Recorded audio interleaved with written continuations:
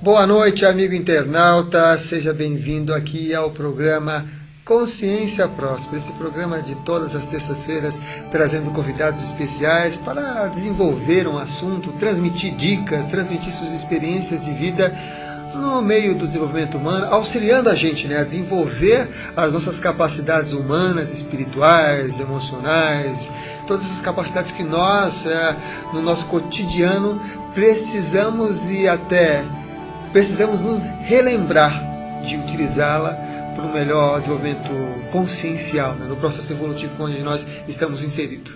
Todas as semanas trazendo convidados, às vezes um, às vezes dois convidados, e hoje o tema vai ser bem interessante. Um tema que provavelmente vai fazer você rir, porque o tema é Yoga do Riso. E a gente convidou para falar sobre Yoga do Riso o professor de Yoga André De Rose. Seja bem-vindo, André. Obrigado, Samuel. Que bom, que bom. E como é que foi a sua vida até aqui? Você já veio rindo no trânsito? Olha, a gente tem duas opções, é rir ou não rir, né? Eu prefiro rir. Eu estava te falando antes do programa começar que eu quase fui atropelado por uma ambulância. E eu só ficava aquilo correndo na minha cabeça assim, atropelado por uma ambulância, puxa, eu estou feito, né? Já vou direto para o hospital, já estou bem, então não é uma coisa ruim. O que é melhor ser atropelado por uma ambulância? Mas é bem curioso isso, né? O trânsito, ele tem a tendência de tirar todo mundo do humor, né? De deixar as pessoas para baixo. Mas se você olha para o trânsito e vê que não é com você, porque às vezes a pessoa, ela se separa da outra e fala, por que ela fez isso comigo? Mas não fez isso com você, ela fez a favor da outra, não contra você. Então, geralmente as pessoas não fazem de maldade, né? Quantas besteiras a gente já não fez no trânsito sem querer? Verdade, né? A gente não corta as pessoas por maldade, a gente não, às vezes uma falta de atenção e tal. Então, a gente não pode reclamar, a gente também faz bobagem. É verdade, isso é uma coisa bem interessante, porque o que mais se encontra, né, principalmente aqui em São Paulo e nas cidades ou nas cidades grandes, a expressão na face das pessoas é aquela expressão de carranca, né? Sisudo. Sisudo, é aquela coisa de sisudo, carrancudo, que ela tipo assim, se afasta de mim, não tô bom. É para defesa, né? As pessoas elas tentam se defender, por quê? Porque se elas já ficarem com aquela cara, as pessoas não chegam perto delas, elas estão protegidas. Isso aconteceu comigo porque... Vou contar um pouquinho da história de por que eu fiz isso. Era 1983, eu comecei a dar aula de yoga. Mas a aula de yoga tradicional, aquelas aulas de yoga, né, normais. Não estava ainda fazendo a aula de yoga do riso. O que aconteceu é que eu comecei a dar aula com próximo dos 16 anos de idade, e a média de idade naquela época era entre 45 e 65 anos. Não é como hoje, que tem garotada fazendo e tal, mas naquela época as pessoas eram bem mais velhas. E com essa média de idade, eu com 16 anos, eu tinha que parecer mais responsável, eu tinha que parecer mais sério. Bom, eu fiquei 6 anos praticamente sem sorrir. Uau! E desse tempo que eu fiquei sem sorrir, o que foi muito curioso, é que as pessoas me tratavam de um determinado jeito que eu não percebia. Sim. Como eu dava aula de manhã até o final da noite, esse hábito ele me acompanhava durante o dia. Terminava a minha aula às 11 horas da noite, eu ia lá e dormia. Acordava no dia seguinte, 6 da manhã, para dar aula de novo. Então, quer dizer, era o dia inteiro sério. Meus músculos da face, minha expressão corporal, minha maneira de gesticular, ela toda estava voltada para dentro da aula de yoga, que era onde eu ficava sério. E um dia, um aluno meu, o Miller, né, ele me chamou a atenção falando assim, André, mas conta piada para você, você não ri, você não acha engraçado, você não esboça... Né? Eu falei, mas eu achei engraçado. Mas você não riu. Mas eu achei muito engraçado mesmo, eu achei de rir, mas aqui dentro. Né, você não precisa rir para achar engraçado, né, achava eu na época. E... fora isso, uma série de outras coisas que aconteceram me fizeram ver que eu estava rindo cada vez menos e, consequentemente, me socializando com as pessoas cada vez menos. Então, elas estavam se afastando. Então, uma pessoa que não sorri, alguma coisa tem de errado, porque ninguém quer estar perto de uma pessoa de mau humor. E era o que estava acontecendo. Eu estava cada vez mais isolado. Sempre os mesmos grupos sociais, quer dizer que não mudava muito. Logo depois eu me casei. Na verdade, eu me casei com 16 anos. Casou novo? A primeira vez casei bem novo, com uma pessoa super legal. Da mesma idade? Não, ela tinha 26. Esperto você, né? Pois é, mas eu não sei. Você que foi esperto. Ela deve estar vendo. Olha só. Vou me cuidar que a gente tem filho junto. Isso.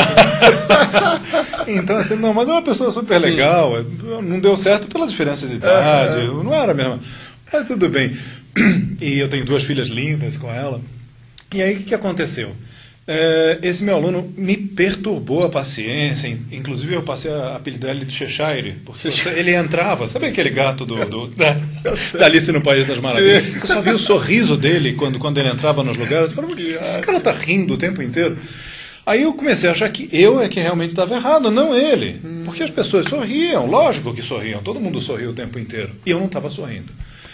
E eu comecei a treinar isso na frente do espelho, treinei uns exercícios, li uns livros que falavam sobre alegria, sobre felicidade. Naquela época não tinha quase nada, mas o que foi muito marcante é que logo depois que eu comecei a me tocar, que eu precisava sorrir, e comecei a sorrir mais, as pessoas chegavam até mim no meio da rua, às vezes sem motivo aparente nenhum, e falavam, você sabe que horas são? Olha que coisa invasiva.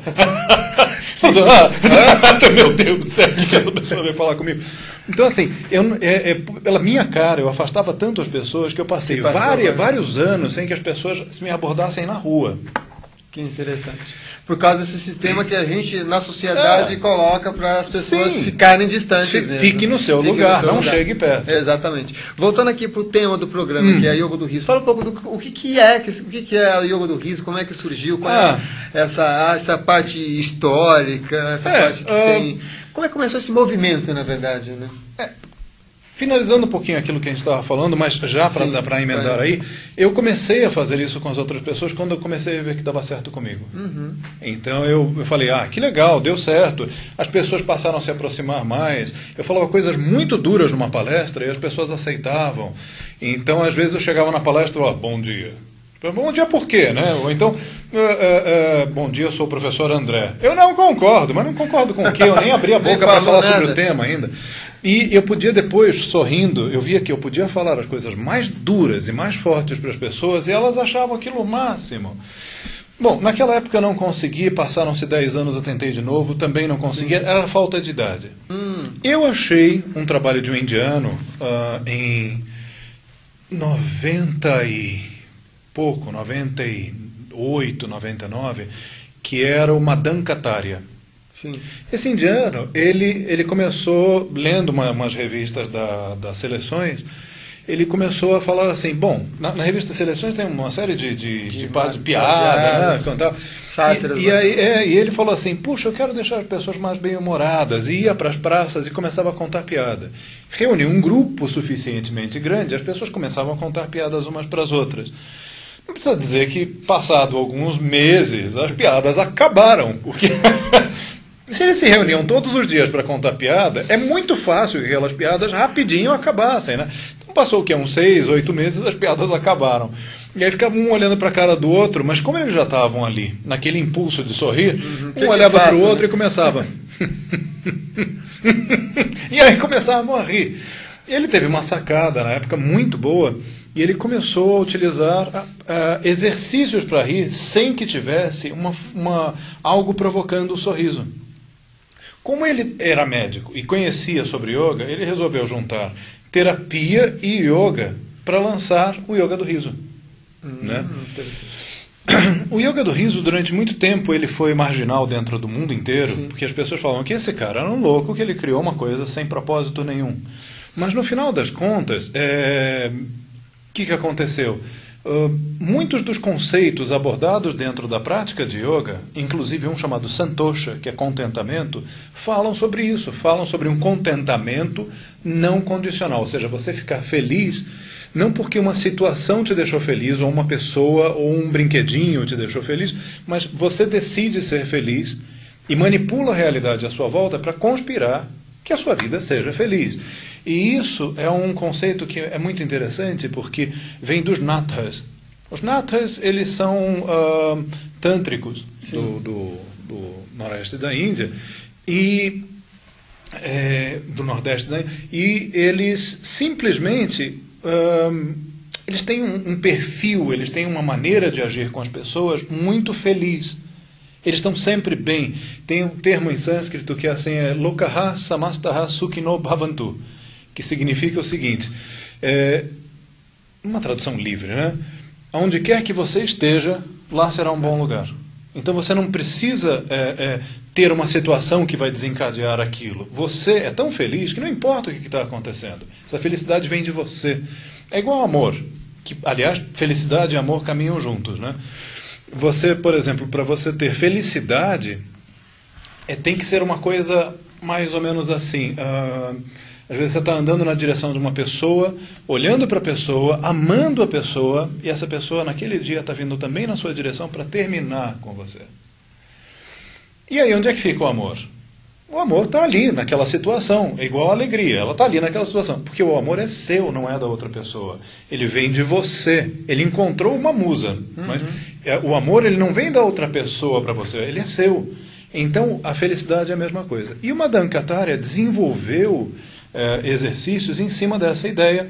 Ele foi muito questionado por uns, foi muito irritado por outros, muita gente aceitou, mas no final das contas a técnica em si funcionou. Se deu certo, as pessoas gostaram e continuam fazendo até hoje, e problemas as pessoas não... Isso que é uma coisa interessante, que tem até um movimento que tem vários clubes do riso. Clubes do riso, né? Em 2000 eram 600. Agora, eu acho que triplicou isso, ou duplicou, ou triplicou, 1.200 ou 1.800.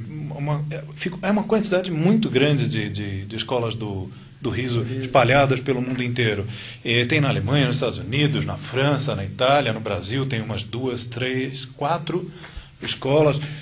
Tem eu não vou nem citar porque pode ter mais gente, né? Sim. Bom, como é que eu entrei nessa coisa do yoga do riso? A partir do momento que eu tinha um bom motivo para falar assim, olha, não fui eu que criei, aí eu comecei a entrar de novo nessa coisa do yoga do riso, porque assim, na época eu não chamava yoga do riso, eu chamava de terapia do riso, vamos rir em grupo, eu não nomeava. Então assim, em 88, ninguém estava falando sobre isso, e eu não queria chegar e falar uma coisa tão... né? As pessoas sempre falam assim, muito riso, pouco siso, não levam muito a sério quem ri, né? Mas no final das contas é bobo.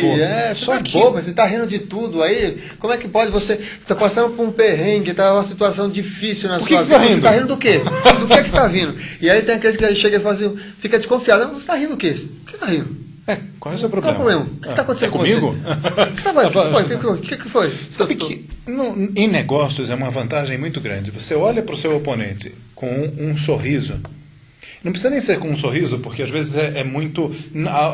existem vários níveis de riso. Entre o sorriso e a gargalhada, existem vários níveis de sorriso que a pessoa pode utilizar como um método de socialização, de entrar num grupo para ser aceito e tudo mais.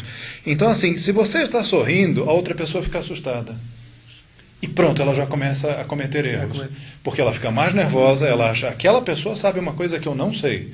Pronto, você já abala a confiança da pessoa em si mesma. Então, assim, você entra numa luta, um lutador de judô ou de karatê. Ao invés de estar com aquela cara sisuda, ele está todo relaxado, rindo para o outro, olhando para a situação. Sim. Nossa, o outro fala assim, caramba, ele está me achando tão pouco assim, que eu nem mereço a atenção dele, nem mereço, né? Ele ainda sorri para mim. Então as pessoas, elas se sentem ameaçadas imediatamente. Algo que aquela pessoa sabe que eu não sei. Então, o sorriso, nesse caso, é usado como uma arma. Né? E aí acaba para também desmantelar a pessoa em relação a isso. Né? Agora, é usado numa situação onde justamente desmantela a pessoa, ela está vindo com uma faca na mão para você, né? Uma faca no sentido, não literal, mas no sentido figurado, e ela está vindo muito séria para você, e você dá um sorrisão, né? Aquilo que a gente também estava começando no programa. Né? A pessoa está do outro lado do carro e você fala assim... Poxa, bonito, hein? Aí a pessoa fala, ela ri para você de volta. Você está andando no meio da rua, você resolve sorrir para alguém. Sim. Você pode ver, eu já fiz essa experiência com uns amigos meus, eu andando pela rua e deixava um amigo meu a uns 4 ou 5 passos atrás, e aí eu dava um bom sorriso para a pessoa, e aí a pessoa ficava com o meu sorriso, e o meu amigo falava assim, você riu para ela, né? Eu falei, ri. E ela fica com o sorriso. É uma chama que acende a outra. É uma coisa muito contagiante. Eu dou aulas numa universidade chamada Uma Paz. E eu também, da minha casa até uma universidade, são 8 quadras. E eu fiz um teste com relação a isso. Todos os dias, quando eu descia para a universidade, desde a primeira vez que comecei, eu ia sorrindo. Primeira coisa, nas primeiras semanas foram coisas faces e estranhas. O que é esse cara sorrindo? Era o que eu imaginava que eles estavam pensando. Aí na segunda semana, todo mundo estava dando bom dia. Estava dando bom dia, porque já se simulava como uma pessoa que tinha confiança, já entrava no Você fluxo, transmite uma confiança muito grande, né? Porque assim, se você fala bom dia a pessoa, muito sério, ela no dia seguinte você fala bom dia de novo, ela não te responde. Porque ela fala assim, não conheço essa pessoa. Sim. Mas o sorriso parece que ela dá uma iluminada no ambiente. E aí a pessoa olha para você, parece que tem uma luz por trás. Aquele... Oh! parece que você veio do céu, né? Aí a pessoa olha e ri também. Uma coisa que me fez lembrar também esse bate-papo é do filme lá do Pat Adams, do Amor é Contagioso. Que ele pois é. Até hoje ele leva essa filosofia a sério. E dá certo. E ele desenvolveu várias teses. É muito interessante mesmo. Muito bom. Na época, quando eu comecei a fazer isso do yoga do riso, eu comecei a levar mais para o lado do Pat Adams. Né? Mas aí eu vi que não era bem terapia que eu queria fazer. Eu queria deixar as pessoas felizes, também de forma não condicional. Sim. Não é procurar as pessoas que estão doentes ou com problema, mas fazer uma coisa que é aquele agente propagador que eu falei da chama. Não importa para quem. Quando o Free Hug saiu, eu me lembrei de uma intervenção que eu fiz uma vez no Rio, que eu saía pela rua e rindo, isso ficava... Eu devia ter escrito na época, né? Free Smile, né? Sorrisos grátis, né? Não sou... e a pessoa, né? Mas não fiz, eu perdi uma excelente oportunidade. Mas... Ainda está em tempo, na Paulista, assim... sorrisos grátis. Aí a ideia é sempre boa, né? Mas saiu uma agora que foi uma intervenção que foi feita na rádio, não sei se você viu, não, acho mas que não. Aí, como tem envolvido propaganda, mas as rádios falaram para as pessoas, num determinado horário olhar para o lado e sorrir para a pessoa do lado. E foram várias rádios que fizeram isso, que fazia parte de uma campanha promocional. E aí eles filmaram, ficou uma coisa muito legal, muito legal. Eles filmaram, aí uma pessoa olhou para o lado, agora olha imediatamente para o lado e sorria. Aí o outro que estava escutando olhava para o lado e também, tipo, procurando para ver se tinha alguém, encontrava alguém sorrindo. Foi muito legal. Que bárbaro isso, que bárbaro. Vamos lá, vamos ver aqui os sorrisos enviados aqui pelo chat na TV Bio Segredo. Vamos ver aqui alguma pergunta. Deixa eu clicar aqui. Vamos lá. A Sandra Vilela, a Sandra Vilela, participando aqui do programa Consciência Próspera, ela pergunta como o yoga pode transformar as nossas energias, como a raiva, por exemplo. Obrigado, Sandra. Sandra, isso é muito importante, né? A raiva não vai levar ninguém a lugar algum. Então, quando você fica com raiva, quem é que fica doente? Quando você fica com raiva, quem é que fica com dor no estômago? Quem é que fica com a pressão alterada? Quem é que fica com aquele envenenamento? Porque a raiva envenena. Sim.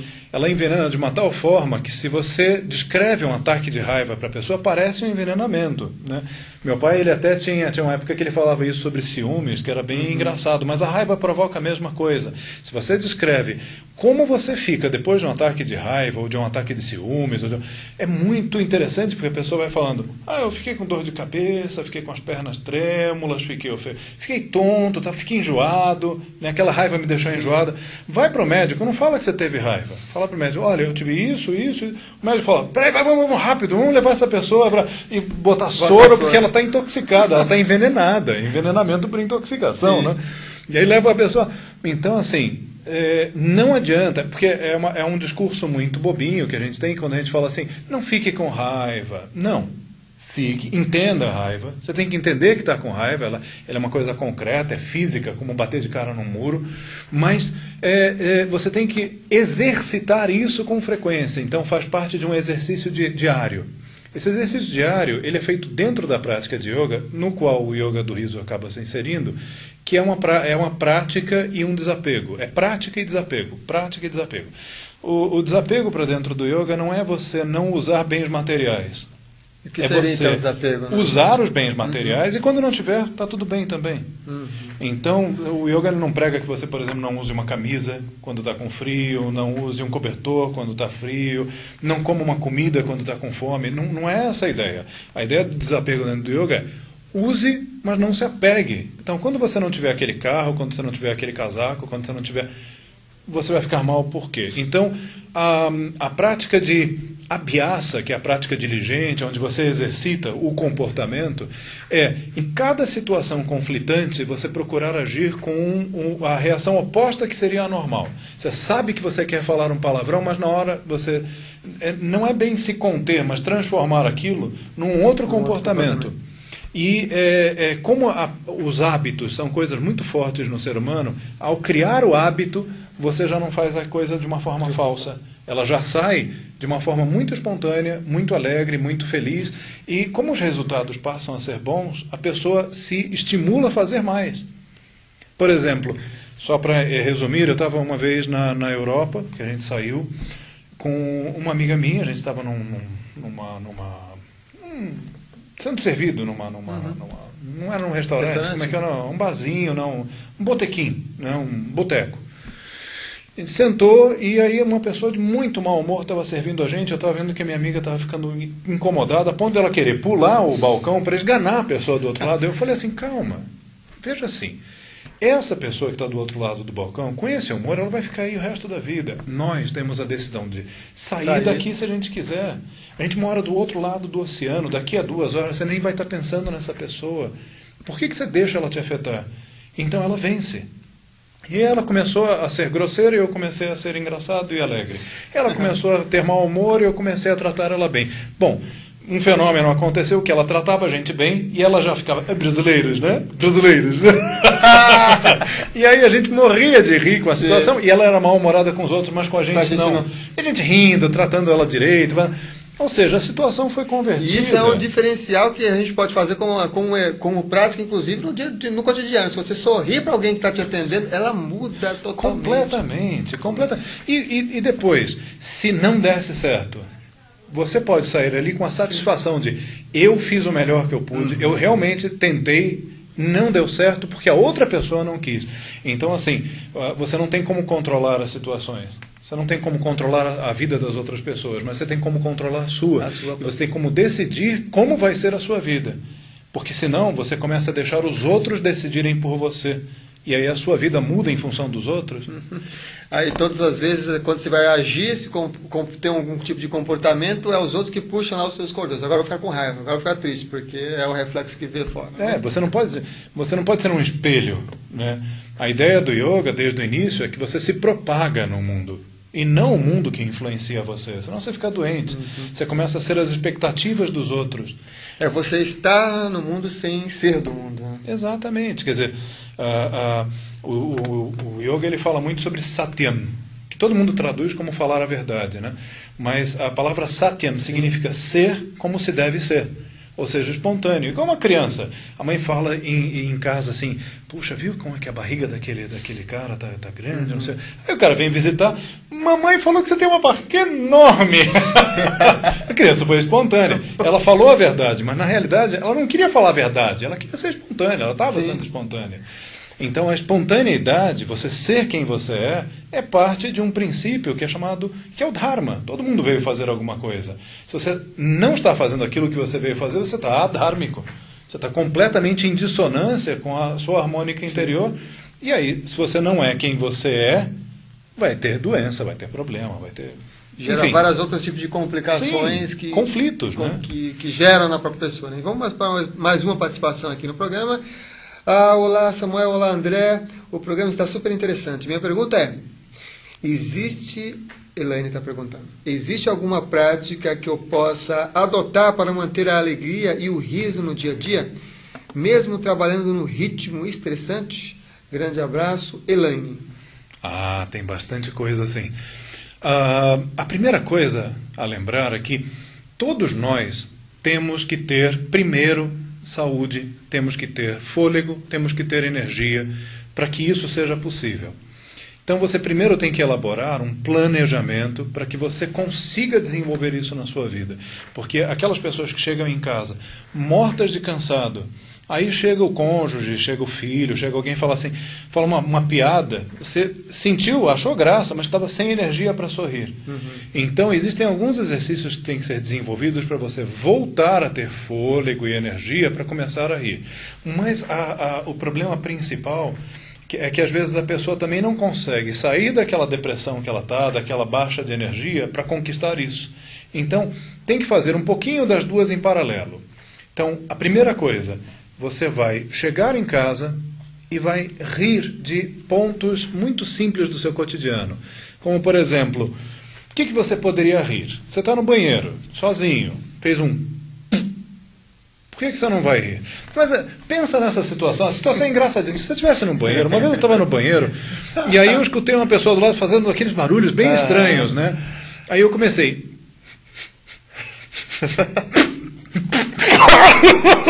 Aí eu escutei ele do outro lado fazendo... Aí rindo também. Aí do homem do meu lado eu afrouxei, né? Os dois estavam rindo de se acabar, um de cada lado. Só sei que assim, nenhum dos dois saiu enquanto... Pra ninguém ver quem era, né? A gente se acabou de... Quer dizer, são momentos tão bobinhos do cotidiano, coisas que poderiam despertar um bom humor e a gente perde a oportunidade. Perde porque assim, por que a gente ri do outro e não ri da gente? Por que o pão alheio é tão engraçado e o nosso próprio não? Né? Porque às vezes a gente faz realmente ações muito engraçadas, né? Então, essa coisa de você tentar encontrar as brechas onde você poderia rir de si mesmo, rir dos outros. Cuidado com esse rir dos outros, porque as pessoas ficam chateadas, isso magoa os outros. Mas se você conseguir olhar para as situações do seu cotidiano com um bom humor, com uma outra, pronto, isso já vai começar a trabalhar você. Tem outros detalhes, mas eu acho que a gente vai... A gente precisa ir para um rápido intervalo. Tá. Vamos ir aqui para um rápido intervalo. Voltamos já aqui com o programa Consciência Prósperas, hoje falando sobre o tema de Yoga do Riso com o professor André De Rose. Até já.